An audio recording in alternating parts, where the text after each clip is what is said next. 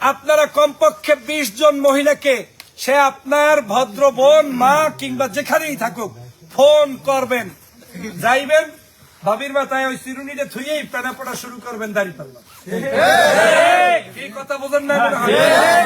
ভাবিরে কইবেন, ভাই এতকাল তোমার মাথা আশ্রয় দিছি, হুকুম বাইছে দিছি, আজগো থেকে তোমার কাম, আমি আইলে আমার কথা শুনতে হইবে, তোমার দ্বারা দায়িত্ব, তোমারেও শুনামু, তোমারেও বলবো, তুমিও আরেকজনের বলবা।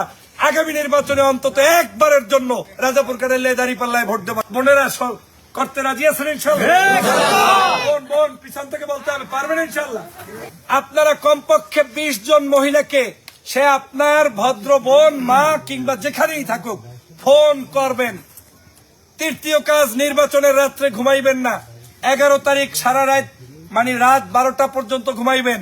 রাতের বেলা বাসার মধ্যে ভালো খাবারটা রান্না করে স্বামীকে আদর যত্ন করে তুলে ঘুম থেকে আপনি সহ আপনার আত্মীয় স্বজন সহ সবার আগে ভোট সেন্টারে ভোট দিয়া, ভোট গুন্যা, তারপরে বাড়ি এসে বিজয় মিছিল করে ঘুমাইতে হবে। মারা যাবে ইনশাআল্লাহ।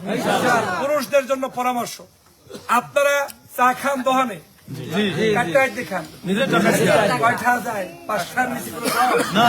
তাহলে এখন থেকে 5 টাকার চা খাইবেন, 15 টাকার গপ্প বাজিয়ে পারা যাইবে।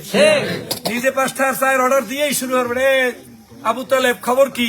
শুনলাম যে সব জায়গায় ডক্টর ফয়জুলের জয় জয়কার অবস্থা, এদিকে দাঁড়িপাল্লার কি কারবারটা কি, ঘটনা কি, ঘটলে কি? এদের সাথে আনলে না কোনোদিন। এক হওয়ার পরে আশেপাশে আরো 5-10 জন থাকবে না? এরা আবার এই মিডল লাগে পড়বে কি পড়বে না?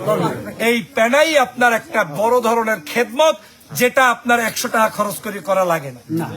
বসে থাকবেন না, যে জায়গায় যাইবেন ওই জায়গায় দাঁড়িপাল্লা দাওয়াত দিতে রাজি আছেন ইনশাআল্লাহ? এতে কি টাকা লাগবে? মুই যা খাই হেই আবার খামো, ফাহে দাঁড়িপাল্লার গান কইয়াম, কি পারা যাইবে?